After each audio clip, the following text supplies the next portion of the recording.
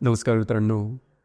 आजच्या व्हिडिओमध्ये आपण चर्चा करणार आहोत प्रेमविवाहामध्ये दोन व्यक्ती आहेत. एका व्यक्तीची राशी समजा वृश्चिक राशी असेल आणि दुसऱ्याची मीन राशी असेल, तर त्यांचा जो प्रेमविवाह आहे हा कशा प्रकारे पुढे जाऊ शकेल. दोन्ही ज्या राशी आहेत त्यांच्या विवाहाच्या संदर्भात आशा अपेक्षा नेमक्या कशा प्रकारच्या असतात, जीवनाकडे बघण्याचा यांचा दृष्टिकोन कशा प्रकारचा असतो, यांच्या आवडीनिवडी नेमक्या कशा प्रकारच्या असतात, सर्व संदर्भातली खुलासेवर चर्चा आपण या व्हिडिओमध्ये करणार आहोत.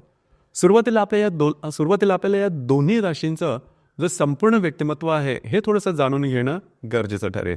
सुरुवात आपण वृश्चिक राशीपासून करू. वृश्चिक राशीबद्दल सांगायचं झालं तर कालपुरुषाच्या पत्रिकेमध्ये 8व्या स्थानामध्ये येणारी ही रास आहे, स्त्री रास आहे.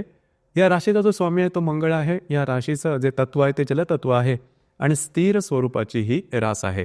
खास करून वृश्चिक राशीबद्दल सगळ्यात पहिली गोष्ट जी दिसते ती म्हणजे त्यांचं सौंदर्य.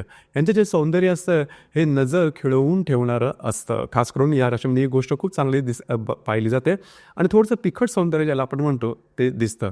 आणि यांचा जो चेहरा असतो हा रेखीव असतो. दुसरी महत्त्वाची गोष्ट म्हणजे सौंदर्याबरोबरच जे फॅशन आहे ही फॅशनची सुद्धा यांना आवड असते आणि फॅशन कशा प्रकारे कॅरी करायचं हे वृश्चिक राशीला चांगलं ठाऊक असतं. म्हणजे यांचं राहणीमान सुव्यवस्थित, नीटनेटकं आणि टापटीप असतं. आधुनिक राहणीमानाकडे ओढा मात्र असतो, परंतु खूप ठळक फॅशन वगैरे ते करत नाही. मग असे सांगितल्याप्रमाणे फॅशनचा जो सेन्स असतो हा यांना खूप चांगल्या प्रकारचा असतो.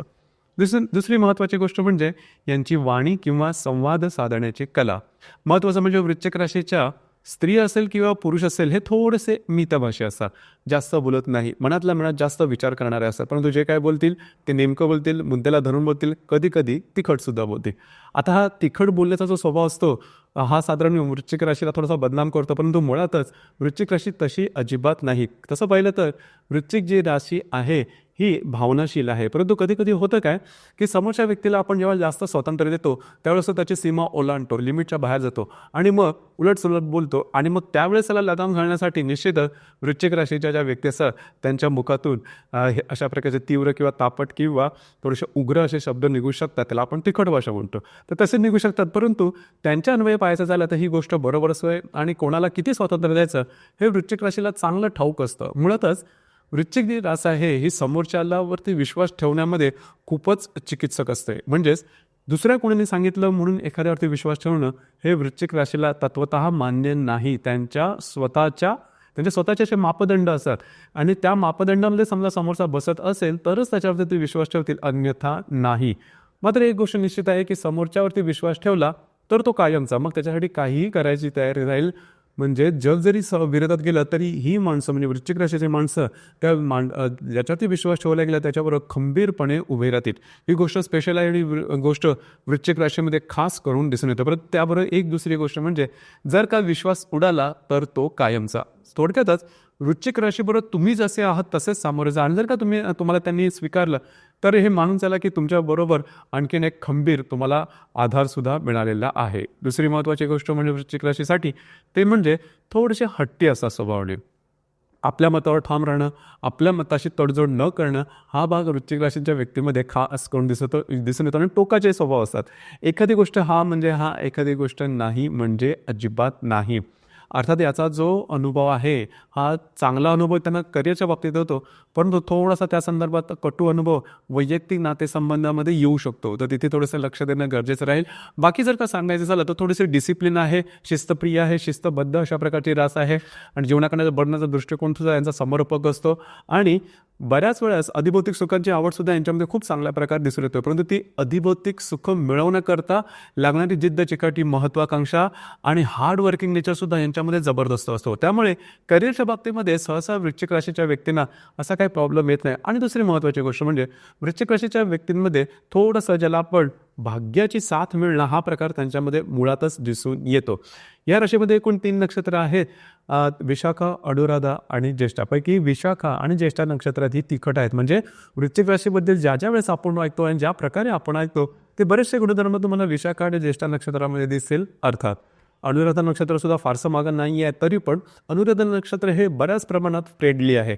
म्हणजे मैत्री करण्यासाठी अतिशय उत्तम प्रकारचं असं नक्षत्र आहे आणि ह्यांची मित्रमैत्रिणी जास्त असतात आणि बऱ्याच वेळेला अनुराधा नक्षत्राचं प्रेमविवाह जवळजवळ अशाच प्रकारे होतो. म्हणजे त्यांचं जे मित्रपरिवार असतं त्याच्यामधूनच हा होण्याचा शक्यता जास्त असते. बरं, दुसरी महत्त्वाची गोष्ट म्हणजे गुपित राखण्यात वृश्चिक राशीच्या ज्या व्यक्ती असतात अतिशय हुशार असतात. म्हणजेच वृश्चिक राशीच्या व्यक्तींमध्ये नेहमी कुठल्या ना कुठल्या प्रकारचे गुपित हे घेऊन चाललेले असतात आणि हे गुपित ते सहसा कुणालाही शेअर करत नाही, कुणासमोरही ओपन करत नाही. याच्यामागे कारणसुद्धा तेच आहे की समजा तुमच्या मनातल्या ज्या गोष्टी आहेत की ज्या अगदी तुमच्यासाठी स्पेशल आहेत आणि तुमच्यासाठी अगदी डेलिकेट आहे, त्या जर का तुम्ही समोरच्याला सांगितलं तर समोरचा तुम्हाला जज करू शकेल. तर त्या भीतीने किंवा त्या अनुभवाने या व्यक्ती सहसा आपल्यापर्यंत सगळ्या गोष्टी सांगत नाहीत. कुठल्या गोष्टी सांगायच्या आहेत, कुठल्या गोष्टी सांगायच्या नाहीत यांना चांगलं भान असतं. तर ही गोष्ट थोडीशी स्पेशल आहे. आणि सगळ्यात महत्त्वाची गोष्ट म्हणजे वृश्चिक राशीच्या व्यक्तीला जर का तुम्ही अगदी आपल्या जीवाभावाची कोणतीही गोष्टी बिनधास्तपणे सांगू शकता. कारण लक्षात घ्या, ह्या व्यक्ती म्हणजे वृश्चिक राशीच्या व्यक्ती अजिबात ती गोष्ट कधीही कोणासमोर सांगणार नाही याची खात्री बाळगा. ती गोष्ट वृश्चिक राशीच्या व्यक्तींमध्ये खूप चांगली असते. बऱ्याच वेळा होतं काय की वृश्चिक राशीच्या व्यक्ती असतात ते आपले जे निर्णय आहेत ते समोरच्या बरोबर शेअर करत नाही. म्हणजे आज बरेचसे निर्णय असतात ते स्वतः घेतात, परस्पर घेतात आणि इथे कधी कधी त्यांचे निर्णय चुकतात आणि त्यामुळे त्याचा त्रासही त्यांना होतो. परत त्याच्यामागचं कारण तेच आहे की आपण समजा एखाद्याला एखादी गोष्ट सांगितली आणि जर का त्यांनी त्याच्याबद्दल काही वेगळं काय विचार केला, जज केला, तर मग आपले निर्णय चुकतील. म्हणून बऱ्याच वेळेस वृश्चिक राशीचे व्यक्ती आहेत हे परस्पर निर्णय घेतात. तर साधारणतः आता तुम्हाला समजलं असेल की वृश्चिक राशीच्या ज्या व्यक्ती असतात त्यांचं नेमकं व्यक्तिमत्व कशा प्रकारचं असतं. आता आपण थोडीशी चर्चा करू मीन राशीबद्दल. मीन राशीबद्दल सांगायचं झालं तर कालपुरुषाच्या पत्रिकेमध्ये व्यय स्थानात किंवा 12व्या स्थानामध्ये येणारी रास आहे. या राशीचा जो स्वामी आहे तो गुरु आहे. या राशीचं जे तत्व आहे ते जलतत्व आहे आणि द्विस्वभावाची ही रास आहे. आणि ह्या मीन राशीबद्दल सुद्धा अगदी महत्त्वाची पहिली गोष्ट लक्षात येईल ती म्हणजे त्यांचं सौंदर्य.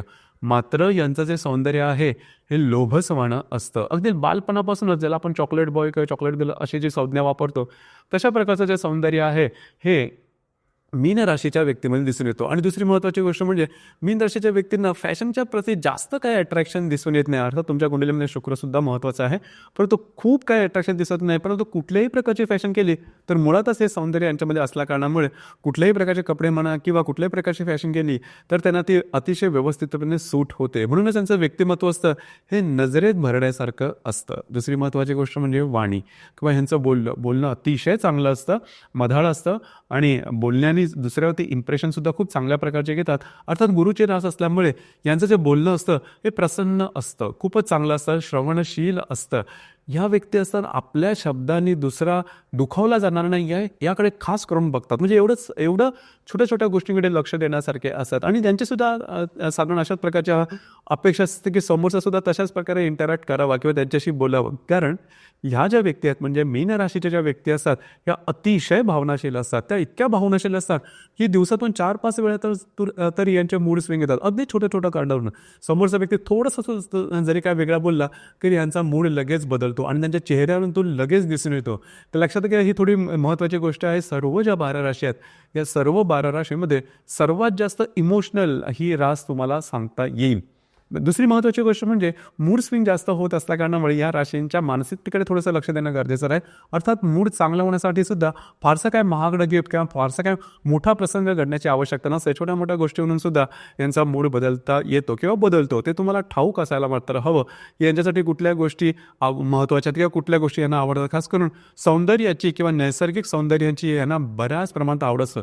खास करून समुद्राच्या ठिकाणी जायचं, समुद्राच्या ठिकाणी गेलं, पाण्याच्या ठिकाणी गेलं की अचानक ह्यांचा जो मूड असतो तो बदलतो आणि अतिशय शांत अशा प्रकारचा यांचा मूड होतो. दुसरी महत्त्वाची गोष्ट म्हणजे मीन राशीच्या ज्या व्यक्ती असतात त्या थोड्याशा स्वप्न बघणाऱ्या असतात. म्हणजे डे ड्रीमर तुम्ही म्हणालात तरी चालेल आणि फॅन्टसीमध्ये थोड्याशा जगणाऱ्या असतात. जीवनाच्या प्रती ह्यांचं स्वतःचं एक स्वप्न असतं आणि तशा प्रकारचं आपलं जीवन असावं अशा स्वप्नरंजन ते नेहमीच करतात. अर्थात या ज्या व्यक्ती असतात या व्यक्तींमध्ये बाकीचे जे गुणधर्म असतात म्हणजे ज्याला जिद्द, चिकाटी, महत्त्वाकांक्षा किंवा मेहनतीपणा हा गुण, हे सगळे गुण बऱ्याच प्रमाणात कमी असतात. तरीसुद्धा मीन राशीच्या व्यक्ती असतात त्या जीवनामध्ये सेटल मात्र व्यवस्थितपणे होताना दिसतात. आता याच्यामागे सुद्धा कारण आहे की थोडंसं यांना म्हणजे मीन राशीच्या ज्या व्यक्ती आहेत यांना नशिबाची साथ ही थोडीशी चांगली लाभते. त्यामुळे बऱ्याच वेळेस जर का तुम्ही बघितलं तर बरेचसे हे गुण चांगले नसेल सुद्धा मीन राशीचे ज्या व्यक्ती असतात जीवन मात्र अतिशय व्यवस्थितपणे चालू असतं. ही गोष्ट खूप महत्त्वाची आणि थोडीशी स्पेशल सुद्धा आहे. दुसरी महत्त्वाची गोष्ट म्हणजे मीन राशीच्या ज्या व्यक्ती असतात त्यांची डिसिजन पॉवर किंवा निर्णय क्षमता थोडीशी कमी आहे. कुठल्याही विषयावरती निर्णय घ्यायचा असेल तर थोडेसे गोंधळतात. म्हणजे नेमका निर्णय कोणता घ्यायचा, कशा प्रकारे घ्यायचा. मग ते गोंधळले की मग बाकीच्यांना विचारतात. मग त्यांच्यामध्ये आणखीन गोंधळ वाढतो आणि बऱ्याच वेळा निर्णयापर्यंत पोहोचतच नाही. त्याच्यामुळे यांच्या हातून बऱ्याच वेळा संधीसुद्धा निसटून जातात. अर्थात याच्यावर थोडीशी काम करणं गरजेचं आहे. दुसरी महत्त्वाची गोष्ट म्हणजे एखाद्याच्या अपरोक्ष एखाद्याबद्दल कागाळा करणं हा प्रकार मीन राशीच्या व्यक्तीमध्ये अजिबात दिसून येत नाही. जे काय असेल ते समोरासमोर बोलतील आणि ट्रान्सपरन्सी यांच्यामध्ये खूप चांगली असते, ट्रस्टवर्दी असतात, त्यांच्यावर विश्वासार्हता चांगली असते, यांच्यावर तुम्ही विश्वास ठेवू शकता. एकंदरीतच सांगायचं झालं तर मीन राशीच्या ज्या व्यक्ती आहेत या अतिशय सरळ सरळ देवभोळ्या असतात आणि या राशीमध्ये तसं पाहिलं तर इतर जर का तुम्ही राशीची कंपेअर केलं तर या राशीमध्ये कुठलेही राक्षसगणी नक्षत्र येत नाही. पूर्व भाद्रपदा, उत्तर भाद्रपदा आणि रेवती पैकी पूर्व भाद्रपदा, उत्तर भाद्रपदा ही एवढी नक्षत्र मनुष्यगणी आणि रेवती नक्षत्र तर देवगणी. त्याच्यामुळे यांच्यामध्ये तिची मगाशी सांगितली जिद्द, चिकाटी, महत्त्वाकांक्षा किंवा तशा प्रकारचे कणखर गुण त्याच्यामध्ये थोडे दिसून येत नाही मानसिकतेच्या संदर्भामध्ये. पण सरळ सरळ राहणं किंवा धार्मिक आध्यात्मिक असणं, तशा प्रकारचे स्वप्न पडणं, तशा प्रकारचे अनुभव येणं यांच्यामध्ये सिक्स सेन्ससुद्धा खूप चांगल्या प्रकारचा असतो. म्हणजे एखाद्या व्यक्तिविशेषबद्दल मांडलेले यांची जी मतं असतात किंवा यांची जे फोरकास्ट असतात हे सहसा चुकणार नाही. त्याच्यामुळे सुद्धा ह्या व्यक्ती थोड्याशा स्पेशल असतात. थोडंसं स्वतःच्या मानसिकतेवरती लक्ष देणं गरजेचं राहील, कारण एकटेपणा हा यांच्यासाठी सगळ्यात जास्त मोठा त्रासदायक मुद्दा असतो. म्हणजे अगदी यांच्या जवळच्या ज्या व्यक्ती असतात ह्या व्यक्ती यांच्यावर थोड्याशा वेगळ्या वागल्या तर मात्र हे थोडेसे श्रिंक होतात, स्वतःमध्ये दबून जातात आणि मग स्वतःला दोष न द्यायला तयार होतात. म्हणजे आणि याच्यामुळेच बऱ्याच वेळेस थोडासा एकटेपणा येतो आणि एकटेपणा जर का ह्यांना आला तर बघणं सुद्धा खूप सोपं असतं किंवा समजतं आपल्याला. कारण यांच्या नेहमी ज्या ॲक्टिव्हिटीज असतात किंवा यांचं जी बॉडी लँग्वेज असते त्याच्यामध्ये तुम्हाला लगेच फरक दिसून येईल. आणि एकटेपणाचा त्रास जर का यांना झाला तर स्वतःमध्ये थोडंसं गुंतून जातात आणि मग यांची मानसिकता ठीक राहत नाही. आणि यांच्यासाठी खास करून मानसिक त्रास हे बऱ्याच वेळा आणि मानसिक त्रासामुळेच बऱ्याच वेळा यांचे निर्णय चुकण्याची शक्यता असते. यांच्या जीवनामध्ये अशा प्रकारचे मोठे त्रास होऊ शकतात. म्हणजे शारीरिक त्रासापेक्षा मानसिक त्रासाकडे लक्ष देणं जास्त गरजेचं राहील. एकंदरीतच आतापर्यंत तुम्हाला समजलं असेल की वृश्चिक रास आणि मीन रास यांचं संपूर्ण व्यक्तिमत्व नेमकं कशा प्रकारचं असतं. आता ह्या दोन्ही राशी समजा प्रेमविवाहामध्ये असेल तर सगळ्यात चांगली महत्त्वाची गोष्ट म्हणजे या दोन्ही ज्या राशी आहेत त्या कालपुरुषाच्या पत्रिकेमध्ये त्रिकोणी योगामध्ये येणारे राशी आहेत. म्हणजे बरेचसे यांच्या जीवनाकडे बघण्याचा दृष्टिकोन आणि मतं ही जुळतात. मुळात या दोन्ही राशी ज्या आहेत या भावनाशील आहेत आणि इमोशनल आहेत. त्याच्यामुळे भावनेच्या आधाराने ते घट्टसुद्धा राहतात एकमेकांप्रती. परंतु काही गुणधर्म आहेत हे थोडेसे वेगळे सुद्धा आहेत. जसे की वृश्चिक राशीच्या व्यक्ती ह्या डिसिप्लिन असतात आणि डेडिकेशन खूप चांगलं असतं, शब्दाला महत्त्व देणारे असतात, वेळेला महत्त्व देणारे असतात.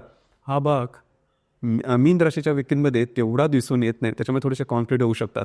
दुसरी महत्त्वाची गोष्ट म्हणजे वृश्चिक राशीच्या ज्या व्यक्ती आहेत यांचं वाणी, यांचं बोलणं हे थोडंसं तिखट असतं, टू द पॉईंट कधी ते बोलून जातात. ही गोष्ट सरळ सरळ मीन राशीच्या व्यक्तींच्या हृदयापर्यंत जाते आणि मग त्यांना त्याचा त्रास होतो, रात्री झोपसुद्धा लागत नाही.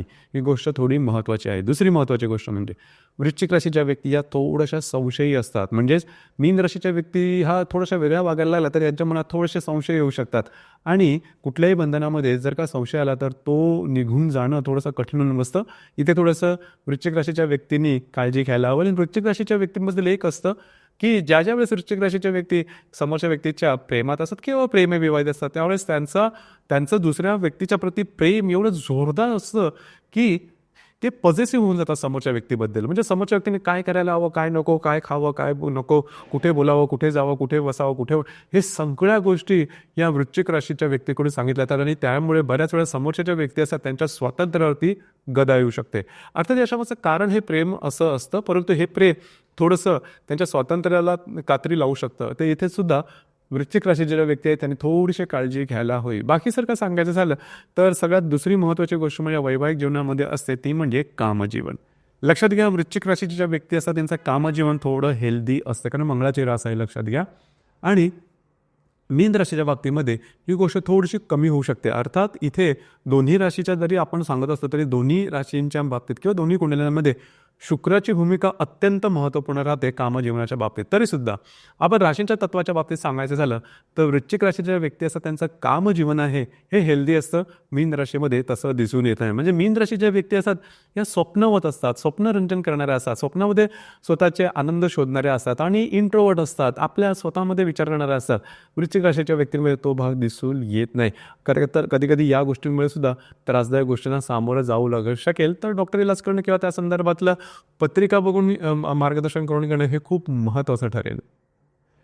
तर आतापर्यंत आपण जी चर्चा केली ही होती चंद्र राशीवरून. म्हणजे जर का तुमची चंद्र राशी वृश्चिक असेल किंवा मीन असेल तर प्रेमविवाहात नेमकं वैवाहिक जीवन कशा प्रकारचं असेल किंवा त्या संदर्भातल्या गोष्टी कुठल्या जाणून घ्यायला हव्या. खरं तर या ज्या राशी आहेत या फक्त चंद्रावर ठरतात. प्रत्येक कुंडलीमध्ये चंद्रा व्यतिरिक्त सुद्धा बाकी 11 ग्रह वेगवेगळ्या राशी नक्षत्रामध्ये किंवा योगांमध्ये असू शकतात.